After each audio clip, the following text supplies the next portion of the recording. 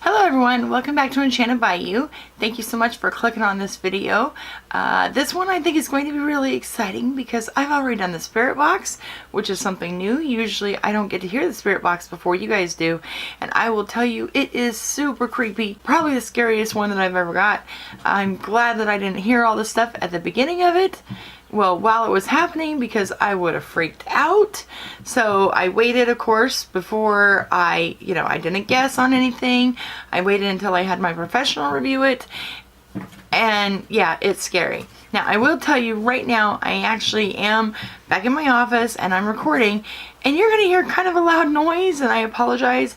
That's not spirits or anything behind you, or behind me or anything like that, that I hope, unless they come through and talk, and I'll let you know. But I do actually have a bearded dragon, and for whatever reason today, he has seen his reflection and he is not a happy bearded dragon. I'll show you guys a picture of him. His name is Monster. I actually have two. The other one is named Hermes. But Monster's just kind of going crazy today. So I'm sorry for all the scratching noises that you're going to hear. It's a little crazy. And it might be crazy through this part of the video, but there's actually two parts. There's the part where we record this part in the introduction. I'm going to talk a little bit about Richard Ramirez, the Night Stalker killer, and that is not someone that when I do a spirit box, I'm going to sit in my house and invite over, because I've done that before, being stupid when I very first started doing all these spirit box sessions, and I've had a lot of problems.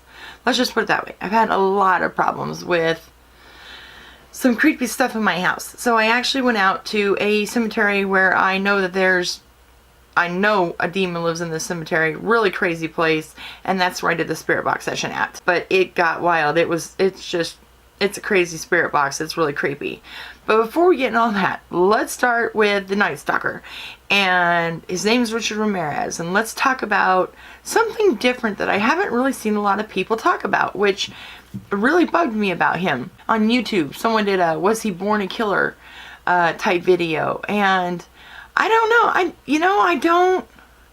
I don't really think babies can be born serial killers. Maybe I need to do some more research. If you guys know a serial killer that you think was just from day one, he was born that way, maybe Ted Bundy, but Ted Bundy had a head injury, I believe, when he was really young. And that's what they blamed on that, but I don't know.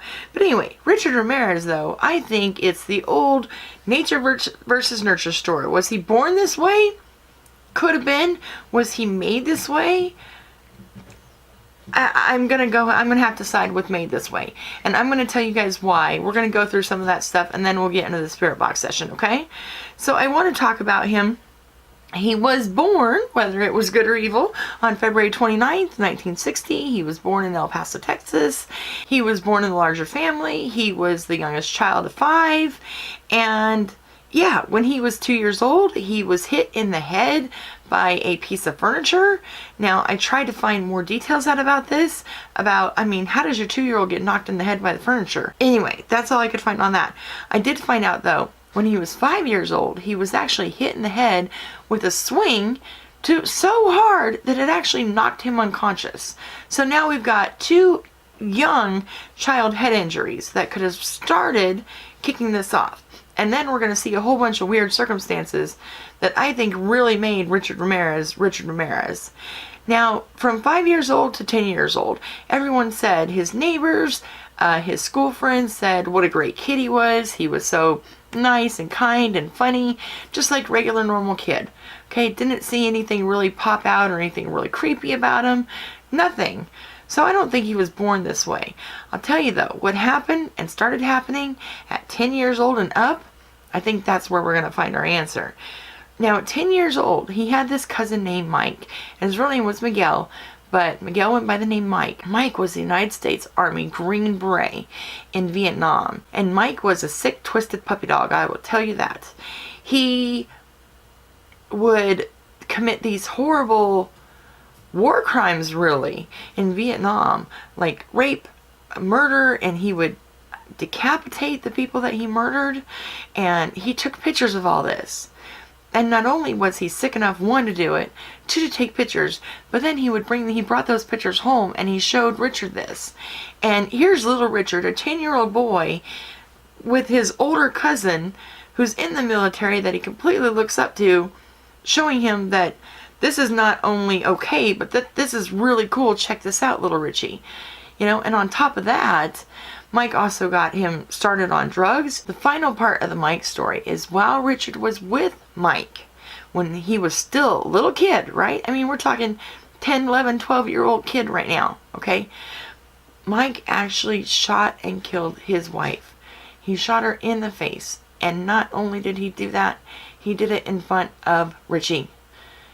As just disturbing as that is, the fact that you would do that in front of a child, I just don't know. And Mike was so twisted that he didn't even end up in jail, which is ridiculous. But he ended up going to a psych ward for 4 years. Okay, so at least Mike gets out of the picture. He needed out of the picture, okay?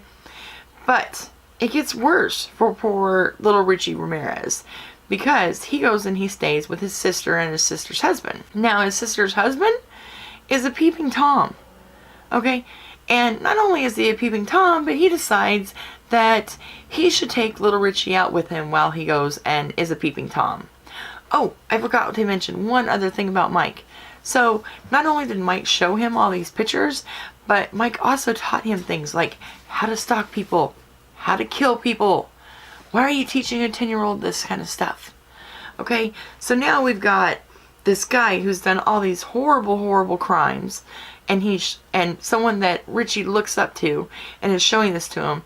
And then we have this other man who's a peeping Tom and is taking this little kid out to be a peeping Tom with him. Now we're going to get into the father thing, because I watched a Netflix show about Richard Ramirez, and they were talking about, how he found solace in going and hanging out in the cemetery at night and staying the night in the cemetery. But what they didn't mention is that the reason that he liked the cemetery was he had gotten so used to being there, because the way that his abusive father would punish him if his father didn't like something he had done, is his father would actually take this little kid, and we're talking like 6, 7, 8 years old, right? Take this little kid out to the cemetery and tie him up in the cemetery and leave him there for the entire night. His father is sick. His cousin is sick and twisted. And his sister's husband is sick and twisted. And these are the male role models that he had. Now, I am not defending this guy, because again, the spirit box session that I did, creepy, right? Really creepy. Talks about Satan. Talks about a whole bunch of not good stuff. You guys are going to hear it here in a minute. I'm not defending this guy. But I'm just saying, I wonder, was he born this way or was he made this way? There's a lot of stuff, it seems like, that could be made this way. So now that we're done with the whole peeping Tom story and got that out of the way, he's about 9th grade, 10th grade in high school at this time, which is about 14, 15 years old, okay? And he starts getting into heavy drugs at this point. Starts getting into things like hallucinogenic drugs. He starts becoming a Satanist and believing in Satan and worshiping Satan. And we all know he did a whole bunch of creepy stuff like that. Well, he drops out of school. And what do you have to do when you drop out of school? You gotta get a job. So he gets a job at a Holiday Inn. And everyone at this point knew him as the thief. He would steal stuff. Not only would he steal stuff from his neighbors, but now he had this new job and he would steal stuff from the hotel rooms that he was working in. And one room he went into, there was this woman. He decided that he could try to assault her. And he tried to, but her husband came in and caught him and basically beat him up, which is wonderful, and he needed it. But they didn't press charges, and I think this is still part of making a killer here. They didn't press charges because they were tourists and they didn't want to come back in town and press charges. I think possibly if he had been punished for his possibly very first act that he had done, that maybe some of this could be stopped. But they didn't want to press charges because they just didn't want to come back in town and have to deal with all that. And I'm like, okay, well, where is the state of Texas at this point? Why isn't the state pressing charges? Why isn't someone doing something? but nothing gets done. So after this, of course, embarrassing incident for him, he decides later that he's going to move to California. And at 22 years old, he moves to California. And first he moves to San Francisco. Now he's staying at a hotel. And at this hotel, there's a 9-year-old little girl named, I gotta look at this to get this right, Leung. It's M-E-I is her first name, and L-E-U-N-G. So I apologize that I pronounced that wrong. But there's this little girl, and she was found dead in the basement of that hotel. There has been speculation as to whether it was his fault. His wife that he married while he was in prison actually said that he admitted to killing this little girl, and that's why she decided to leave him. You know, she met him after he had been in prison with all the other horrible crimes, but the 9-year-old was just too much, and she just drew the line there. So she's just as twisted as he is. I wanted to ask that question and see, did he or will he admit to killing this little girl now that he has passed on? That's definitely one to ask the spirits. After San Francisco, he moved to the creepy haunted Cecil Hotel. And there was just a video put out about the Cecil Hotel. And the Cecil Hotel, which I think very haunted, very haunted. I've never been there, but I've heard a lot of people say that it's haunted. I would love to go there, except, I don't know, I think I'd probably be a little too scared to go there. I don't know. Maybe one day. We'll see. So the Cecil Hotel, he was paying like $14 a night for, okay? Staying at this hotel. And there was a show called Cecil Hotel on Netflix, and it really talks about another murder of Elisa Lam. And that has nothing to do with Richard Ramirez. That's just the connection of the Cecil Hotel. But in that documentary about Elisa, they were talking about how when Richard Ramirez was there, he would actually go out, do his killings, then change outside in the alley, take off all his bloody clothes and everything, and walk in this hotel in just his underwear, blood, everything on him, and no one even noticed anything. No one paid attention to him, because I guess there's a lot of crazies and stuff that stay at this hotel. Again, why? How? Got a lot of questions, I guess you could say. How did no one catch him? So my point here is that, I don't know, I guess it really frustrated when I saw someone's title about saying born a killer, or was he born a killer. I think that so much stuff happened in this kid's life. I think he was trained to be a killer. And then his first couple of crimes that he committed, the first one in the hotel with the lady, the second one, the little 9-year-old girl, and then now going out and his regular crimes, which we're not going to talk about here because we're going to keep it YouTube friendly, but his first set of crimes, no one did anything about. No one charged him, no one, nothing. I mean, except for the husband who beat him up once, but, you know, he took a beating and then nothing came out of it. He didn't get help. Nothing. So anyway, I just want to talk to you guys about that before we got into a spirit box session with him. It is a very crazy spirit box session. I hope you guys all enjoy it, and I'll see you back here in just a minute. Oh, one thing before I let you do the spirit box session. As always, spirit box sessions are really, really loud. And so if you're wearing headphones right now, make sure that you adjust your volume. Another couple of quick things, housekeeping things about my spirit box sessions. I have 2 spirit guides. Their names are Ethan and E. You can call them guardian angels. You'll hear their voices in every single one of my videos, because without them, I can't do all this. So if you hear me talking to Ethan and E, that's who they are. They're wonderful, help me do everything here. Oh, I also have a professional who spent 10 years in the United States military, and his job was to listen to radio static and find out what people who we didn't get along with were saying through their radio static, and pass that up to the big boys. So that's what he did. He reviews most of my spirit box sessions with me, and he reviewed this one and helped me get some crazy stuff out of this one. It's pretty amazing.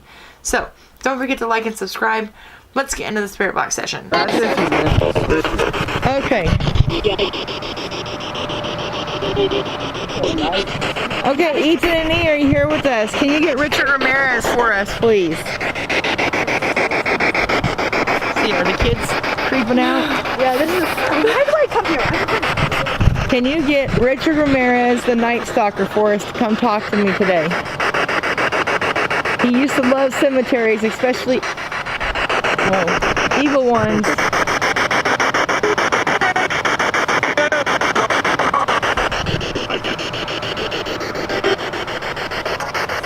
Richard, are you with Satan now?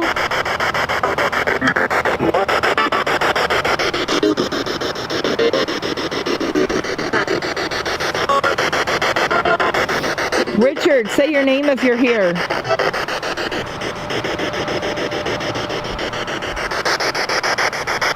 Richard, if you're really here, get on this spirit box, use this to communicate with me, and I want to know what is carved into your hand that you kept showing the courtroom during your trial.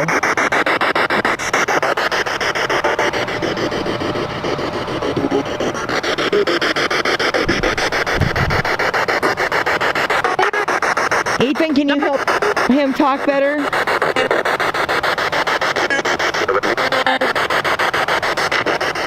I only want to talk to Richard Ramirez.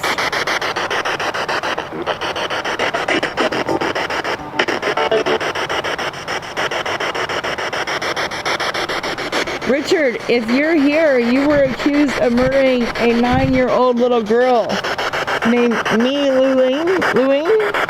I believe her last name was, I'm sure I messed that up, in the hotel where you were staying in the basement. Did you do that?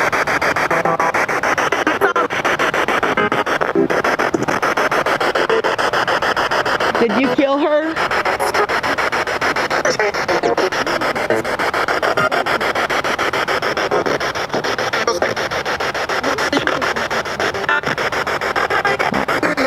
You guys can't talk.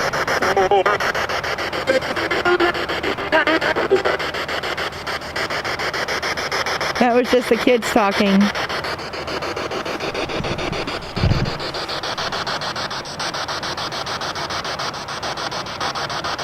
Are you still on this earth with us? Or are you rotting in hell like you should be?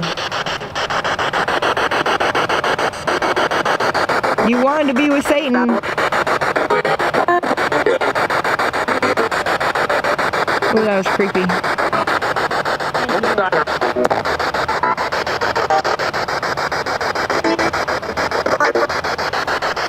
Richard, how many people did you murder?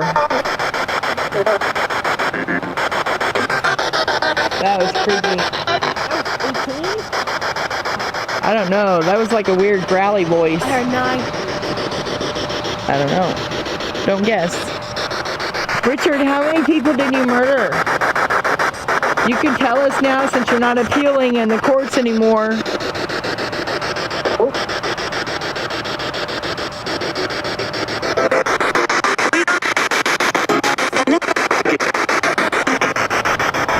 Do you have anything that you want to say to your fans, Richard, as sick as they are?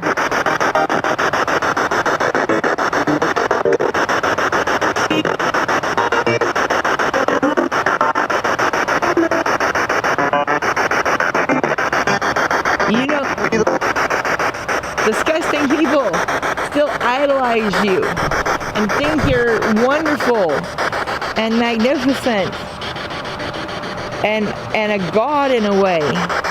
What do you have to say to those people?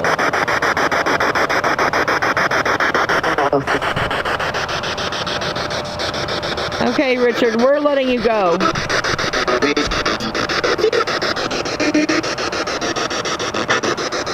I'm letting you go. No, not holding on 1 second. Okay, guys, see? I told you that was creepy, right? Like, all the kind of stuff he was saying in court, all the stuff he was saying when he was captured, all the kind of satanic, creepy stuff. I'm so glad I didn't do that spirit box session in my house. I just had this feeling to not do that. And like I said, been burned in the past, I guess you could say, with spirit box sessions by doing creepy people or bad people in my house before. So don't do that. But I'm so glad I didn't do it in my house. And even more glad that I did not hear everything at the time. Because when he said that he's coming home with me, I think I would have freaked out. So yeah, I would have been calling you guys up or like messaging you on YouTube and being like, I'm coming to stay with you. But anyway, we did have a kind of creepy presence in my house after that spirit box session. Nothing I couldn't get rid of, so I got rid of it. Everything's peaceful and calm and quiet here now. So don't worry, I am safe. My family's safe. Everyone's doing okay. And yeah, I hope you liked that spirit box session. What did you guys think? I'm really dying to know what you guys thought about it. Leave me a comment below.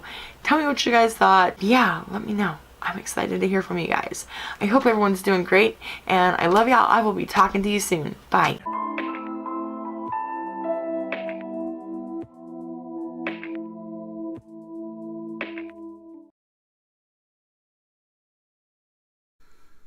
Hi guys, me again. I used my new ghost box that my husband and my son made for me to do this video of Elisa Lam. It's a short video because I was just testing the box. All the input in the box was in reverse, which makes this even more amazing, at least to me. I think you're really going to enjoy it. It's very informative. In the end, she talks about her afterlife and what she sees there. So it's really cool. She does talk about being pushed into the water tank. You're going to want to listen for that part. It's really awesome. Anyway, don't forget to subscribe and hit the bell for notifications and like this video, thumbs up this video. Love you guys. Enjoy the video. It's short. If you want more, I'll make a longer one. Enjoy.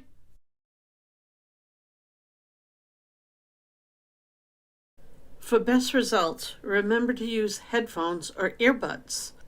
Elisa, are you there?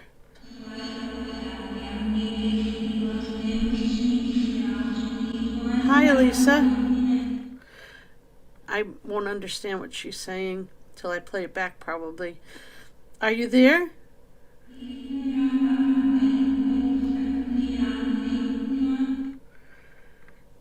I just want to confirm. I think I heard you say you're there.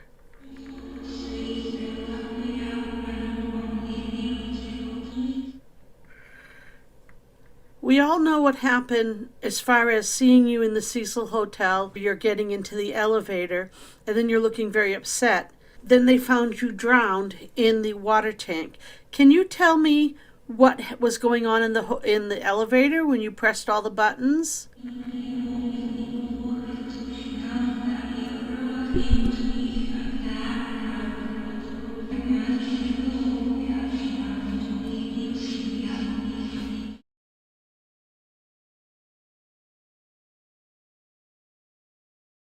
Why did you press all the buttons?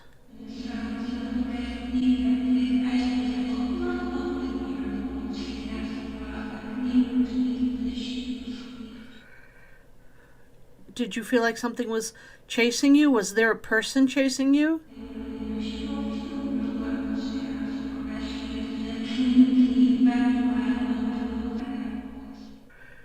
Was this person chasing you human, or was it a spirit, like a ghost?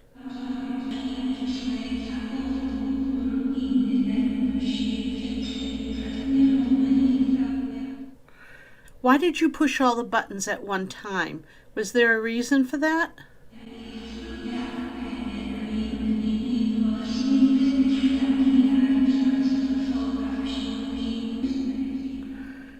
Okay. How did you get up onto the roof?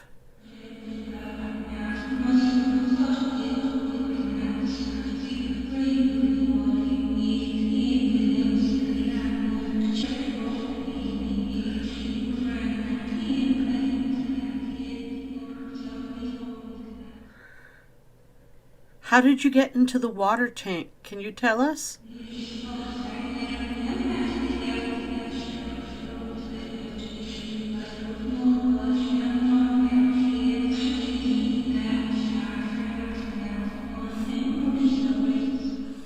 They said that you stopped taking your medication days before this happened.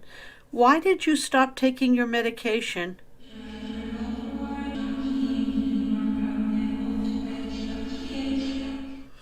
Can you tell me a little more about this man that was following you? What did he look like? What was he wearing? Stuff like that.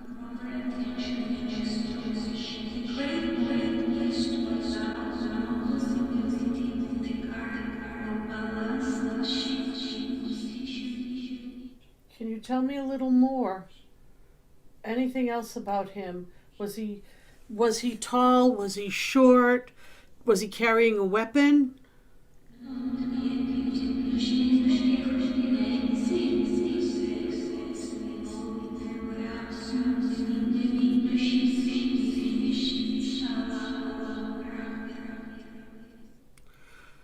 Was he the man who told you you shouldn't be taking your medication anymore?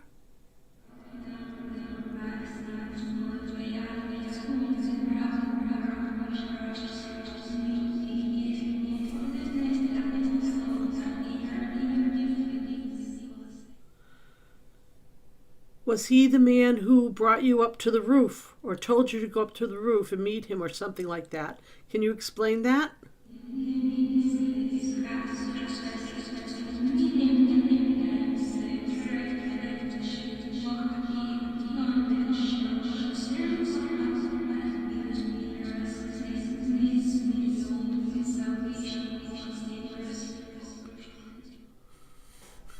When you were up on the roof, were you there a long time?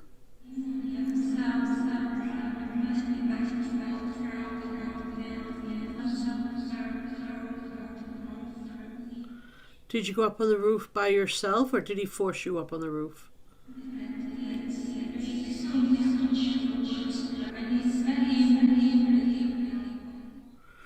I don't know, but it sounded like you said you were abducted onto the roof. Is that what you said? Can you verify that?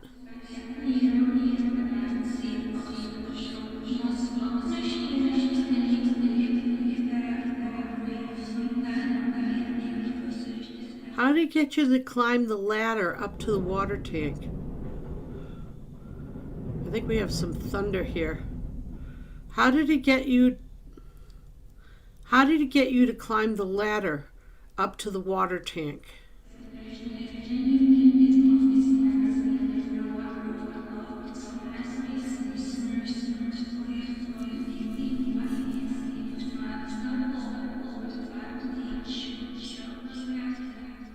Did he have any kind of weapon? Did he have anything that persuaded you, like a knife or a gun or some kind of weapon?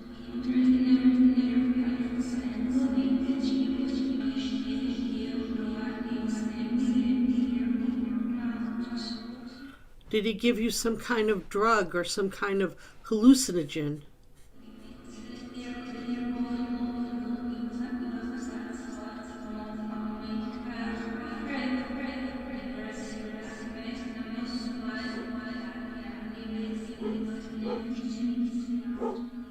Did you feel that there was any evil spirits or any dark energy around you, like something that came from the hotel, some sort of evil thing from the hotel?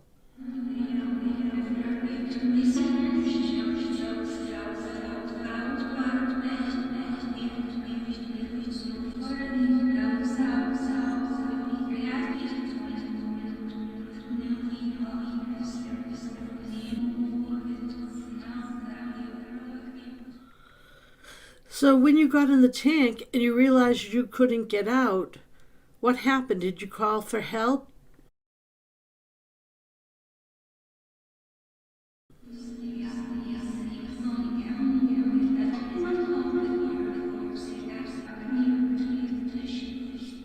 The person who threw you in the tank or pushed you into the tank, as you said earlier, were they staying there watching you drown or did they leave?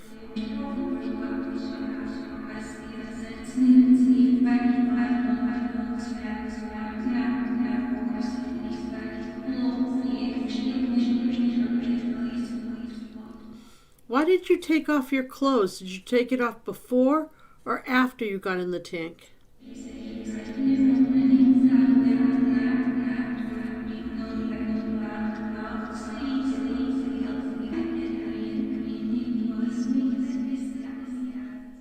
Did you think that if you went into the tank, this person was going to take you out?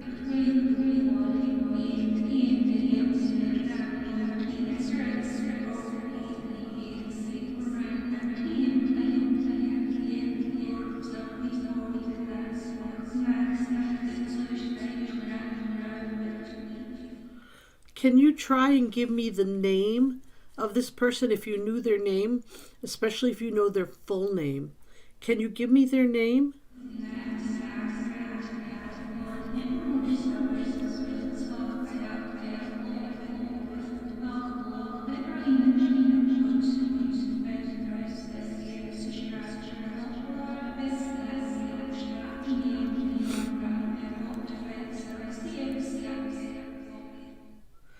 Is there anything else you need to tell me about what happened?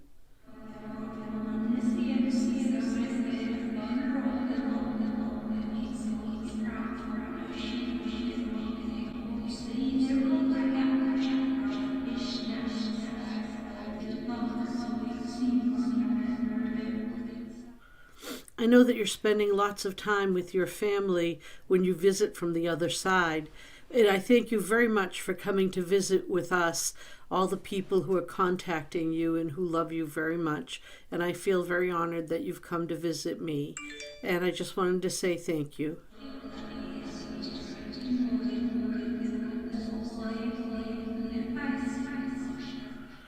Do you have anything to say to the viewers, all my viewers who are going to watch this video and think about you?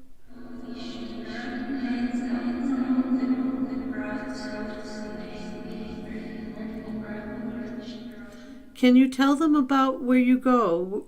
Where you go, like in heaven, in that beautiful place where you go after death?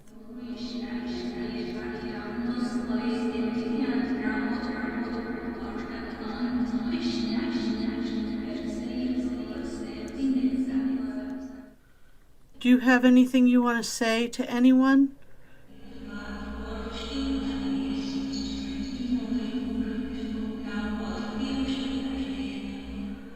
Are you at peace where you are now?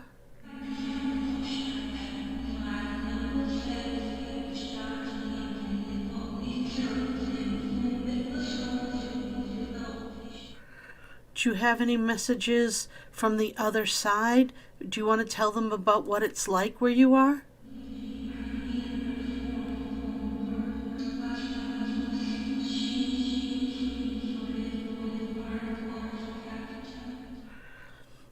Thank you very much for talking with us, and thank you very much for being here for us. Any last words?